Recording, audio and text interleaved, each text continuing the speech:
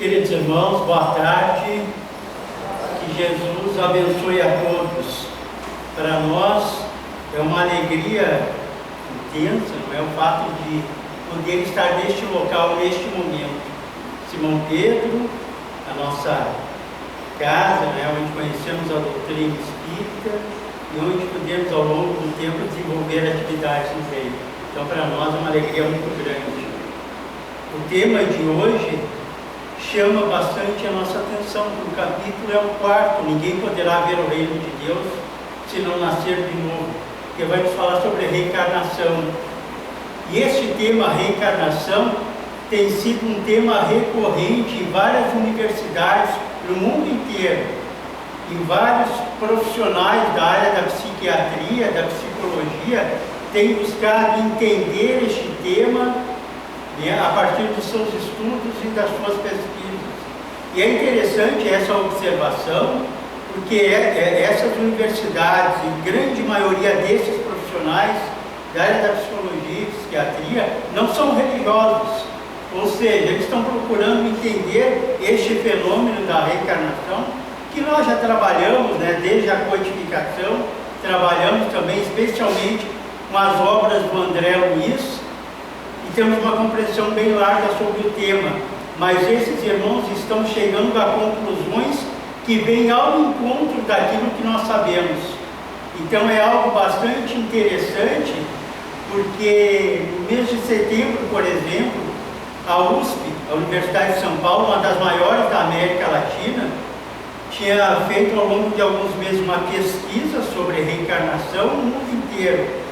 E ela colocou as suas conclusões, fazendo várias perguntas às pessoas de vários países sobre reencarnação, né? Sobre o que a pessoa entendia sobre esse assunto e se ela acreditava nisso ou não.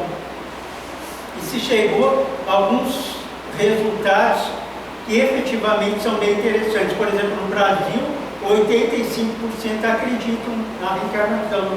Eu coloquei aqui alguns outros países. A Argentina, por exemplo, 50% da população crê na reencarnação. Nos Estados Unidos, 50% também. No Uruguai, 60%. Na Índia foi o país onde mais pessoas, o maior número de pessoas, acreditam em reencarnação. Por ser um país, né, culturalmente voltado para a espiritualidade, 95% da população acredita na reencarnação. Mas quando nós pegamos esses dados dessa pesquisa da USP, não é? E começamos a analisar, tem vários outros fatos ali, nos chamou a atenção algo, que é fazer uma pergunta assim, ó, o que muda se a pessoa acredita em reencarnação? O que deve mudar nela se ela acredita na reencarnação? Daí nós pensamos, o que é reencarnação? É a volta de um espírito para um outro corpo, especialmente feito para ele naquele momento, mas ao mesmo tempo vai dizer que nós não temos uma existência só, nós temos várias existências, contínuas existências. E o contrário da reencarnação seria uma existência única, muito bem estudado por Allan Kardec, lá no livro Céu e Inferno, logo no início, quando ele fala sobre os materialistas, que acreditam que nós temos uma vida só, uma encarnação tão somente, uma existência. Depois, alguns acreditam que a gente vai por um todo coletivo, vai por nada. Então, viemos do nada, passamos uma existência e vamos por nada. Essa é a ideia materialista. A ideia reencarnacionista vai dizer o oposto disso. E o que deve mudar na nossa vida se a gente tem essa crença? Bom, nós devemos pensar mais lá adiante, pensar mais num processo evolutivo mais largo. Porque se nós temos uma existência só, por óbvio que a gente vai tomar aquela existência de um modo excepcionalmente egoísta, pensando em nós e naqueles nossos queridos, né? Diferentemente de quem, pensando em reencarnação, que nós iremos voltar ao mundo físico oportunamente, deve pensar então em termos de futuro, deve pensar em evolução. Para nós, na doutrina espírita, este fato já está ocorrendo, ou seja, a grande maioria de nós que estamos aqui, estamos nas casas espíritas, somos aquelas pessoas que acreditam que vamos ter outras oportunidades de vir à Terra através da reencarnação. Portanto, a gente procura se melhorar, procura fazer o bem, procura cuidar de si próprio, né, sobre todos os caracteres, para que a próxima encarnação seja algo melhorada dessa. Então, a ideia de que existe a reencarnação é uma ideia que deve efetivamente mudar a criatura. Claro que isso é lento, né? Nós somos ainda, nós na Terra, ainda somos extremamente materialistas, e esse materialismo faz com que nos apegamos a essas coisas, né, transitórias da Terra, não pensando em algo mais fundamentado na espiritualidade. Mas algumas outras pesquisas, além dessas universitárias, têm sido feitas por psiquiatras, psicólogos. E aí é interessante que essas pesquisas e esses estudos feitos especialmente os psicólogos nos chamam a atenção porque eles têm utilizado aquelas chamadas lembranças espontâneas. Fazem os estudos a partir da lembrança espontânea da criança. O que é isso? É aquela criança bem pequena que começa a falar e começa a revelar fatos de uma outra vida. Então ele tem lembrança de familiares do passado, de onde morou, onde muitas vezes desencarnou, quem eram seus familiares. E tem sido feito pesquisas por alguns psicólogos, indo a esses locais, estudando, né, pesquisando, né, aquilo que a criança diz e chegando à conclusão que é verdadeiro. Ou seja, que ele teve naquela existência anterior, lá naquele local, e agora lembra disso. Tem alguns desses psicólogos bastante interessantes nesse estudo. O pioneiro dele é Ian Severson, americano, que ele escreveu um livro chamado 20 Casos Sugestivos de Reencarnação. Aqui no Brasil tem o Dr. Hernani Guimarães Andrade, que também fez pesquisa nessa área. Mas quem mais se destaca nessa área de lembranças espontâneas é uma americana chamada Ellen von Bach. Ela escreveu vários livros e 2 são best-sellers traduzidos aqui para o Brasil. Um dos livros se chama Você Já Viveu Antes? E outro, Vida Após a Vida.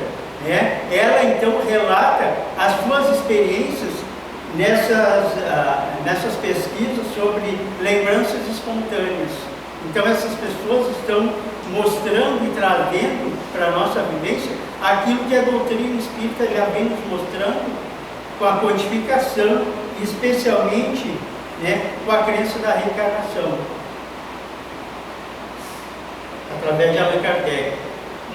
Algo interessante feito por esses psicólogos é que assim eles fazem a pesquisa interessados não somente em comprovar a reencarnação, mas o que isso pode influenciar na psique da criatura humana. Ou seja, quando o psicólogo, o psiquiatra vai analisar alguém que está com algum transtorno na área da emotividade, na área afetiva, o que ocorre? Essa pessoa é analisada desde o seu nascimento, é do nascimento para cá. Então, se a pessoa apresenta fobias, transtorno obsessivo compulsivo ou qualquer outra patologia emocional, o profissional vai examinar do nascimento para cá e vai procurar encontrar neste período traumas, sequelas, dificuldades que aquela criatura teve, que faz com que hoje ela tenha esse transtorno.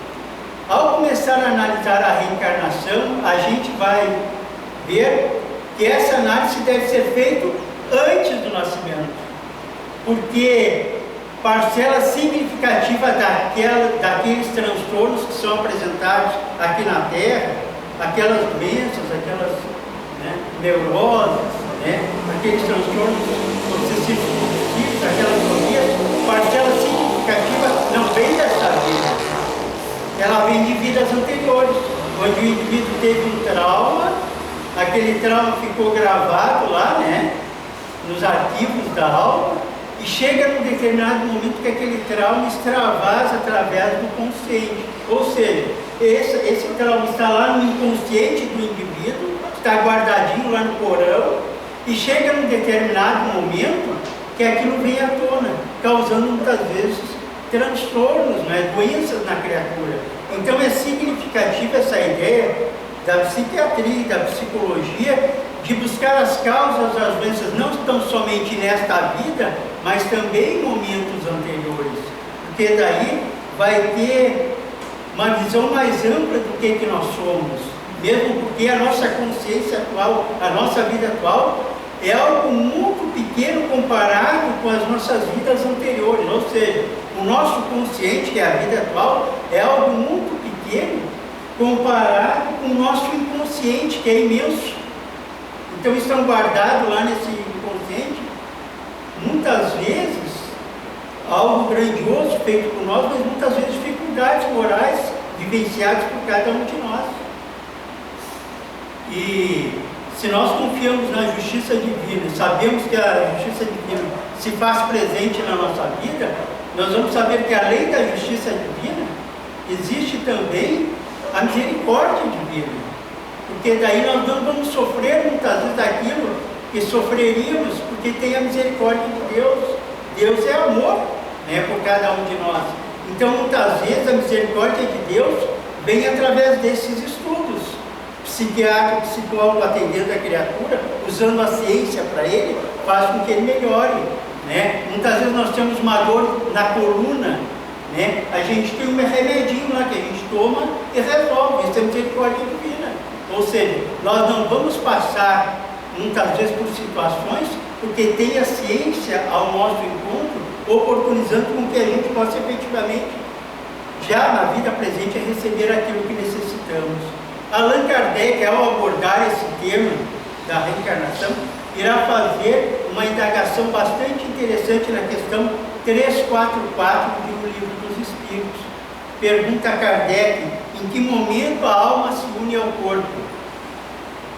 Há 6 anos atrás, houve no Supremo Tribunal Federal uma reunião procurando trazer à tona este tema, né? Em que momento a criatura está vivendo na vida atual, né? Então foram chamados fisiologistas, médicos, religiosos, e chegaram a várias conclusões, né? Algumas delas diziam assim, ó, no momento que o coração bate, a criatura já faz parte entre os seres humanos.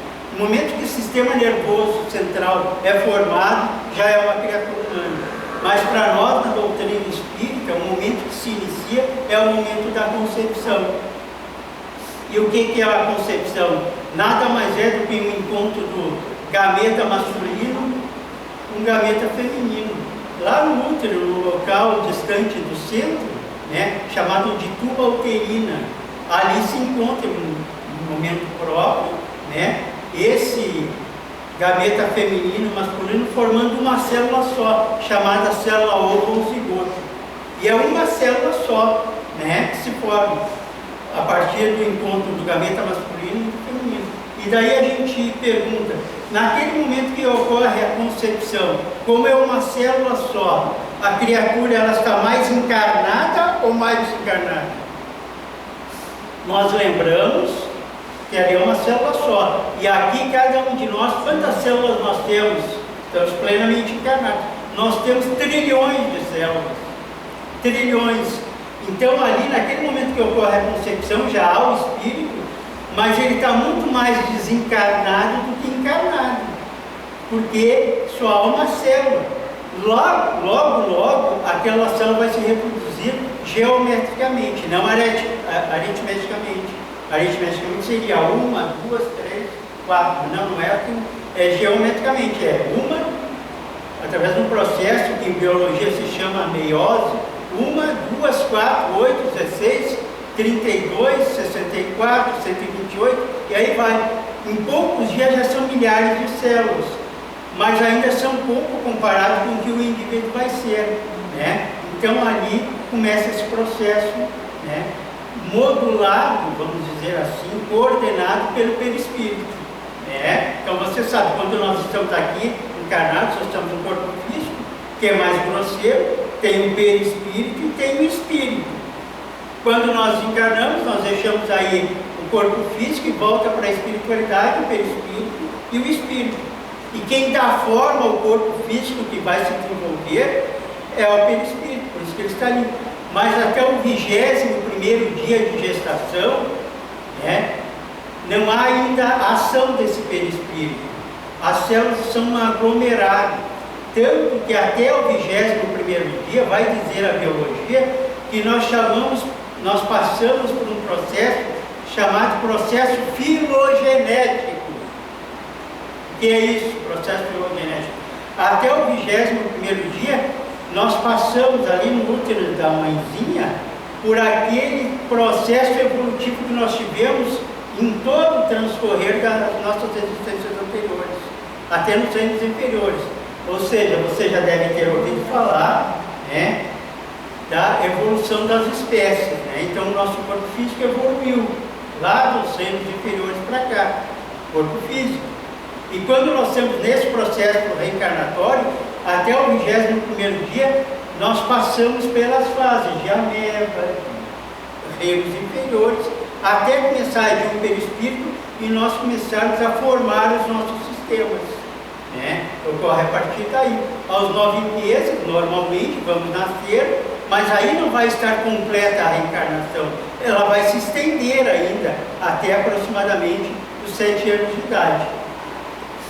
Mas André Luiz, num livro chamado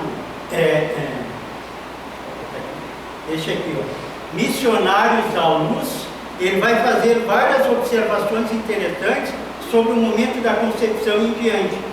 Eu tirei alguns pontinhos aqui para nós vermos. Diz assim, ó, André Luiz falando: após o ato sexual, por meio dos condutos naturais, corriam os elementos masculinos em busca do óvulo, percorrendo 3 milímetros por minuto, né? Então são cerca de 100 milhões de espermatozoides correndo em direção ao óvulo.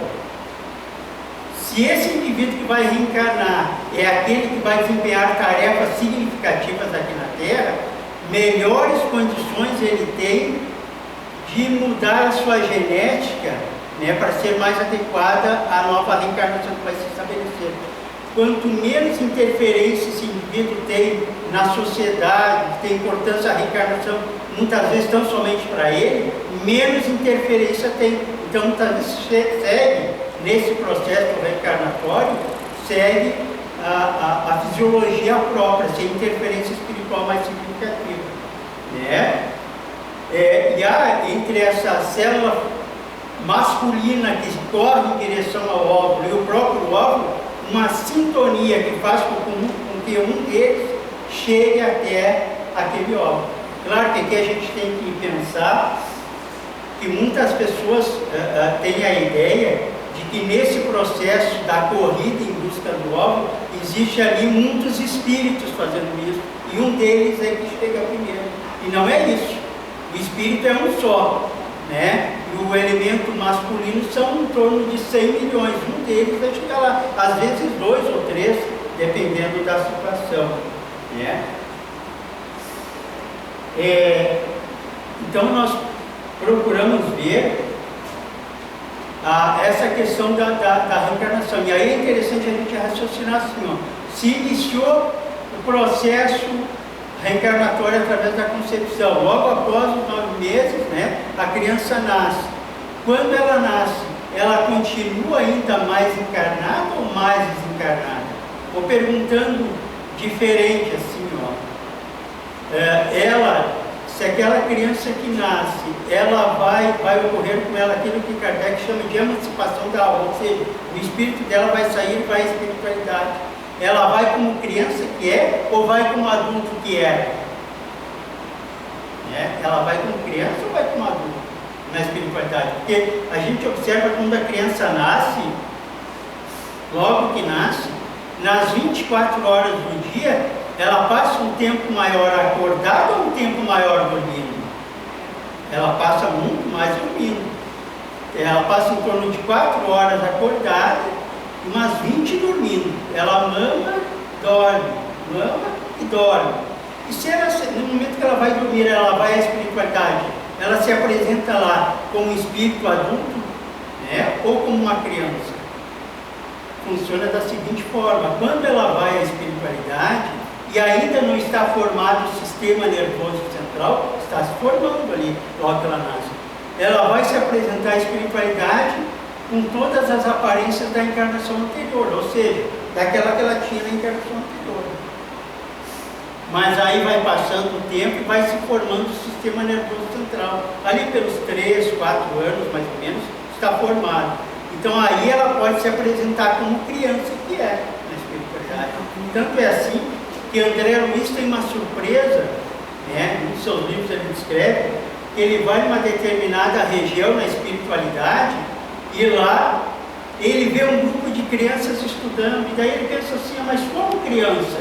O espírito já não é velho, já não é um espírito antigo, que já viveu outras vidas tantas, como assim criança? Né? E daí é dito exatamente isso para ele: depende da idade que a criança desencarna. Se ela desencarna antes dos 3, 4 anos, ela não vai ter formado ainda o sistema nervoso central, portanto, ela vai se apresentar lá como sendo um espírito adulto. Mas se ela desencarna com 4 ou mais, ela vai se apresentar como criança lá e vai sofrer toda a fase evolutiva na espiritualidade. Claro que isso também está em relação com a evolução do espírito. Quanto mais evoluído é o espírito, mais etapas rapidamente ele passa. Quanto menos evoluído ele é, mais devagar é esse processo. Mas é assim que ocorre, né, na espiritualidade.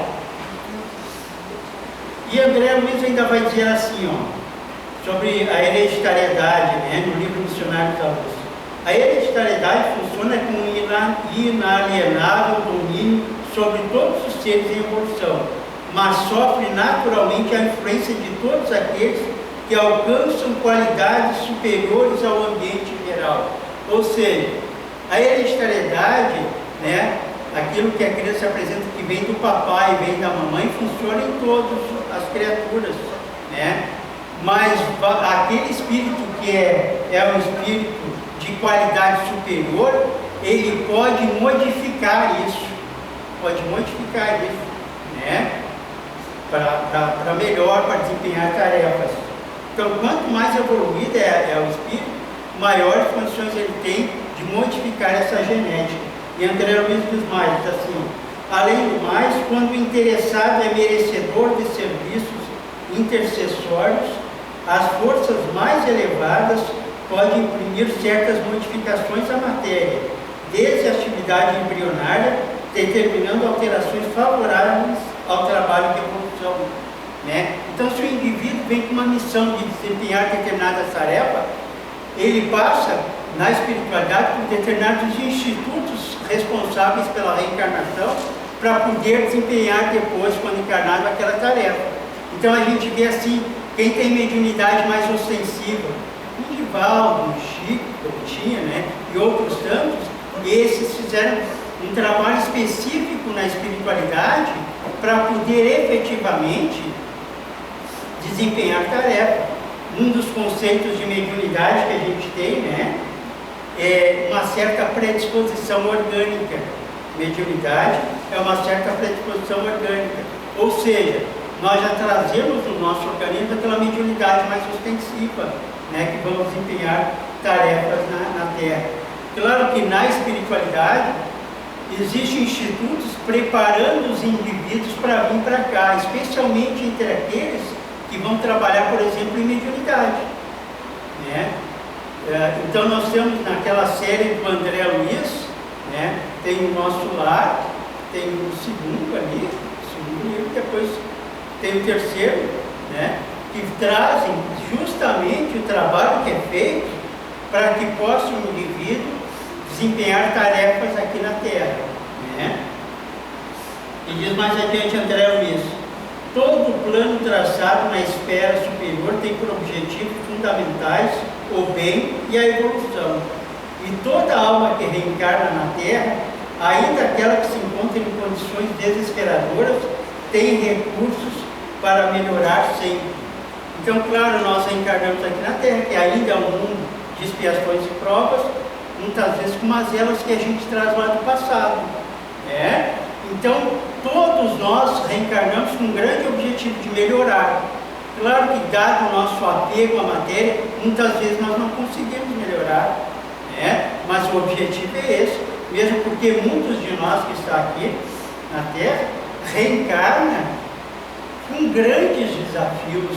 Então, a probabilidade de efetivamente sofrer consequências em função desses desafios, né? E a possibilidade de cometer erros é muito grande. Diz assim, ó, nas obrigações determinadas de certos espíritos na reencarnação, as autoridades de nossa esfera espiritual dispõem de suficiente poder para intervir na lei biológica, ajustando-nos às disposições a caminho de objetivos especiais, né? Então, sempre o indivíduo vai receber o amparo da espiritualidade superior para poder efetivamente cumprir aqui na Terra objetivos especiais, né? Quando ele vem com essa tarefa. E aí nós tínhamos falado, então, desse processo de reencarnação, né? Ocorre naquele momento, né? A concepção leva os 9 meses, perispírito é um modelo e a criança nasce. Quando nasce, vai passar por 3 fases muito bem estudadas pela psicologia, pela neurociência, até completar, né, essas fases aos 7 anos, completando a reencarnação. Interessante que esses estudos da psicologia vêm ao encontro do que diz a doutrina espírita com relação ao processo reencarnatório. Então ocorre a primeira fase, né, dessa reencarnação, do nascimento aos 6 meses de idade, a segunda fase dos 6 meses aos 4 anos de idade e a terceira fase dos 4 anos aos 7 de idade, né? Então, nessa ela nasceu, né, está no processo reencarnatório ainda, começa a ocorrer a primeira fase, do nascimento aos 6 meses. O que quer dizer nesta fase? O que representa? É justamente a formação da psicologia mais profunda do indivíduo, do eu, da existência dele. Porque quando a criança nasce, ela não consegue, né, diferenciar ela de todo o resto que está fora dela. Ela não consegue ver diferença entre ela e os outros. Nesta fase, ela começa a formar o eu profundo, né? Ela começa a se autodescobrir. Então, muitas vezes ela mexe com a mão, ela sorri, começa a ver que consegue mexer com a mão, mexe com o pezinho, ela puxa alguma cortina, algo que esteja próximo a ela está se descobrindo. Ao final desses 6 meses, ela tem formado, né, o seu psiquismo mais profundo, que é a existência do eu. É importante mencionar aí que nesta fase dos primeiros meses é muito significativa para se evitar qualquer sorte de dificuldade, doenças ou traumas para a criança. Porque um trauma nessa fase que atinge o sistema nervoso central vai comprometer aquele ser para a vida inteira. Então, traumatismo craniano, alguma doença mais severa que acometa o sistema nervoso central, né, dá como consequência aí uma doença de duração para aquela existência inteira. Mas daí ela completa a primeira fase, ela entra na segunda fase, que é dos 6 meses aos 4 anos de idade. Se na primeira fase ela se autodescobriu através desse eu profundo, nessa segunda fase ela vai começar a descobrir o outro. Ela vai começar a fazer diferenciação entre as pessoas, né? E ela vai começar a desenvolver algo chamado lembrança, ela vai lembrar. Então, ocorre algo nesse sentido, dos 6 meses aos 4 anos. Então, ela reconhece o papai, mamãe, os irmãos, e começa a ocorrer algo interessante com ela. Antes dessa fase, ela ia no colo de todo mundo, por exemplo, né? Mas no momento que ela começa a conhecer o outro, ela muitas vezes chora, estranha, não quer ir com o outro, porque não está reconhecendo entre aquelas pessoas da sua convivência. Então, essa fase, né, ela vai desenvolver a possibilidade de lembrança, né? Então, passou a primeira fase para a sua segunda, ela vai para a terceira fase da reencarnação, dos 4 anos aos 7 de idade. aí é algo muito significativo, porque aí se estrutura de modo definitivo o sistema nervoso central dela, né? E se estrutura, ela começa a desenvolver algo a nível de encéfalo, né? Chamado através dos órgãos próprios, aquela possibilidade de colocar na corrente sanguínea os hormônios. Vários hormônios são desenvolvidos nessa idade, né? E também desenvolver, né, todo o sistema químico-elétrico. O que é isso? Ela desenvolve nessa fase, quando o sistema nervoso está completo.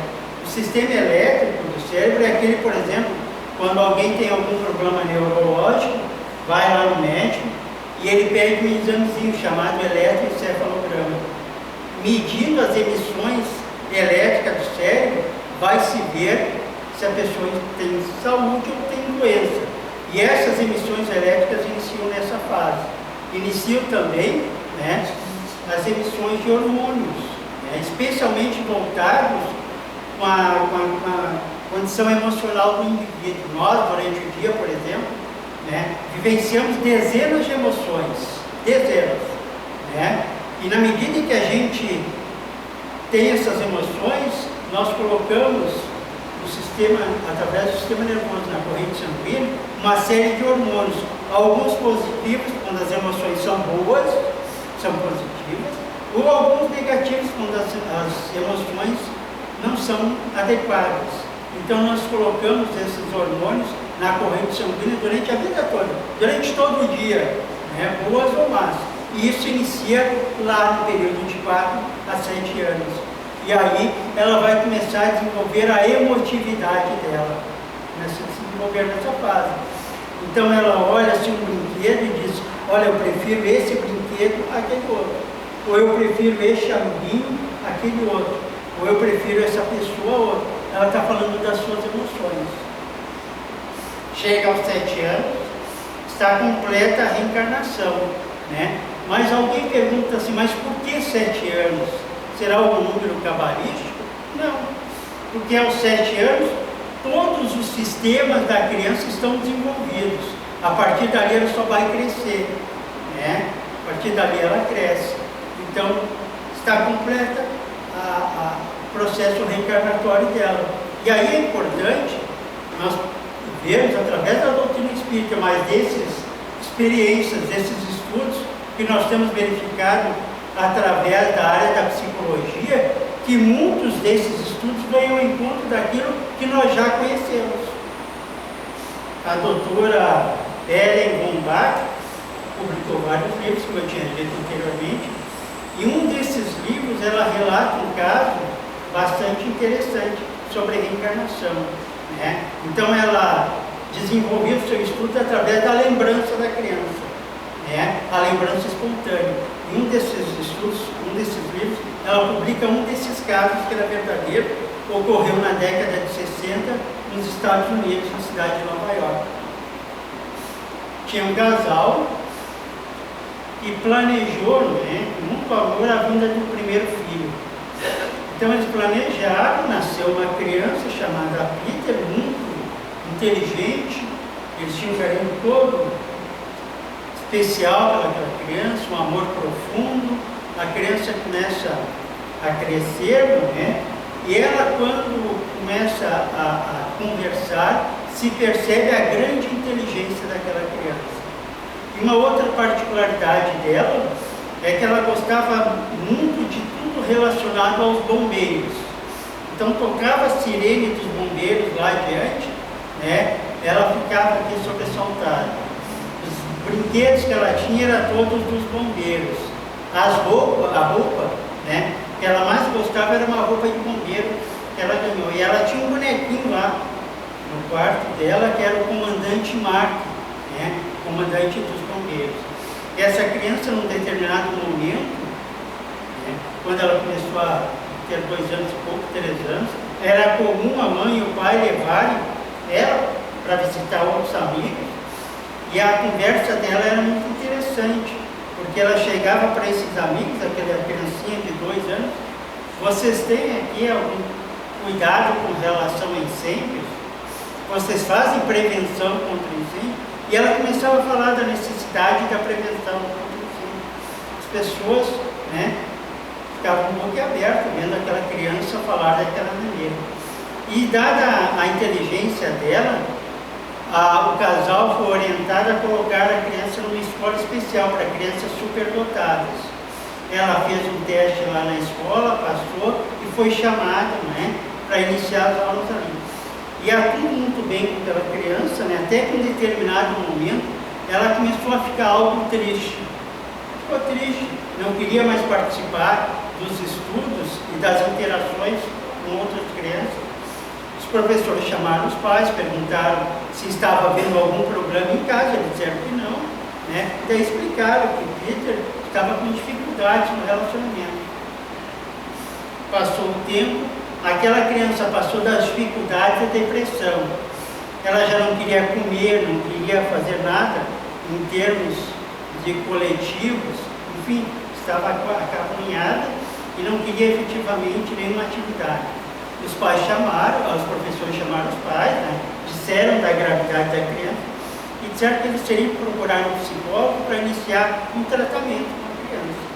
Então foi chamada a doutora Ellen, né? A doutora Ellen começou o trabalho com o Peter, foi desenvolvendo a sua atividade na área da psicologia e ela percebeu que a criança não melhorava nada.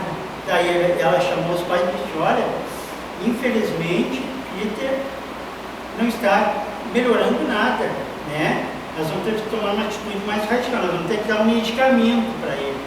E medicamento, nessa fase da infância, não é muito bem indicado, ele tem uma série de efeitos colaterais, né? Então, os pais não gostaram da ideia, e daí a mãe dele disse assim: não, deixa que eu vou falar com ele. Colocou um menino sentado ali e perguntou para ele: Peter, o que está havendo contigo? Alguém está te prejudicando na escola? Alguém está te maltratando lá? O que está havendo? Disse: não, mãe, não é nada. Não, tu vai me falar o que está havendo. E a mãe deu um duro tão grande na criança, o seu filho, que ele disse: tá bom, mãe, então eu vou contar. Eu sou o seu filho Peter, mas eu também sou o comandante Mark dos bombeiros. E eu estou com muita saudade da minha família. A mãe, que não era reencarnacionista, né, ficou pensando que aquilo fazia parte, né, das ilusões do menino, né, fazia parte daquele processo todo dele gostar dos bombeiros. Ela ficou muito brava, tirou todos os brinquedos relacionados a bombeiros de casa, falou com a doutora Ellen, a doutora Ellen: ele é comandante Mark, deixa eu falar com ele então. Chamou ele e disse: Peter, além de ser o Peter, tu é também o comandante Mark dos bombeiros, é isso? Ele disse: sim, eu sou. Mas me fala sobre o comandante Mark. Ele foi comandante dos bombeiros aqui em Nova York. Ele morava na rua tal, o número do seguro social dele era tal, né? Ele era casado, tinha 3 filhos, e falou detalhes da vida do comandante Mark, né? Daí a doutora Ellen teve uma ideia sensacional. Ela resolveu investigar para ver se existiu realmente esse comandante Mark. E olha só, não só existiu, como tudo aquilo que o menino falava coincidiu com aquilo que era a realidade. O comandante Mark tinha, né, morrido 15 anos antes em Nova York, era bombeiro, era casado, tinha 3 filhos. E daí ela chamou os pais porque pensou que alguém estava dando essas informações para o menino. Ele não podia criar tudo aquilo, alguém estava informando ele. Mas daí disseram que não estava informando. Daí a psicóloga teve uma outra ideia mais sensacional ainda. Ela disse assim: eu vou dar um choque de realidade nele. Eu vou conversar com a viúva, chamá-la aqui, colocar eles frente a frente, para ele perceber que isso é uma ilusão. Ela combinou tudo, explicou lá para a viúva o que estava ocorrendo, marcou um dia com a mãe do Peter, né, o menino junto, para eles se encontrarem tudo no escritório. Chegou o dia, quando o Peter vem chegando, caminhando pela a mãe carregando ele, né, pelas mãos, ele olha a viúva que lá estava e diz: oi, fulano, e diz o nome dela. Fala da vida em comum deles, pergunta pelas crianças, né? Fala dos amigos, faz referência até a uma marca de nascença que ela, a viúva, tinha na perna, né? Fala uma série de coisas, todos ficam impressionados com aquilo. Ninguém sabe o que está vendo ali. A viúva se vira para o menino e diz: ora, eu não sei o que está vendo aí, mas esse aí é meu marido, né? Ninguém sabia o que estava vendo, ninguém entendia aquilo. Daí, foi embora e o menino começou a melhorar. Por que melhorou? Porque ele queria saber da família. Então ele soube que a família estava bem e melhorou. Só ficava estranho que de vez em quando ele dizia: mãe, liga lá para minha esposa para ver como é que ela está e os filhos.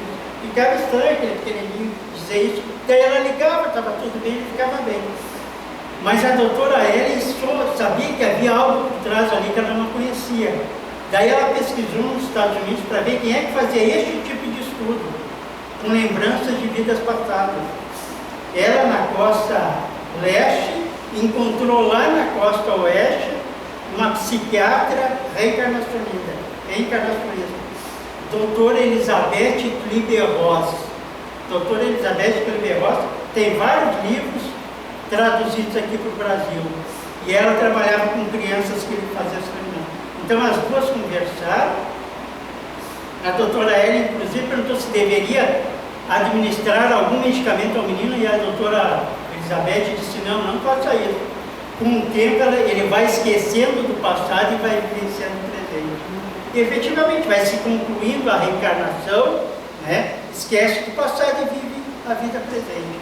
Tem vários outros casos nesses dois livros traduzidos por português pela doutora Hélia von Bach, que mostra que efetivamente caminha a ideia para a humanidade de modo geral, que a reencarnação é algo já conhecido por nós há muito tempo, desde a codificação, mas que é algo que vai ser vivenciado largamente na sociedade humana. Muita paz.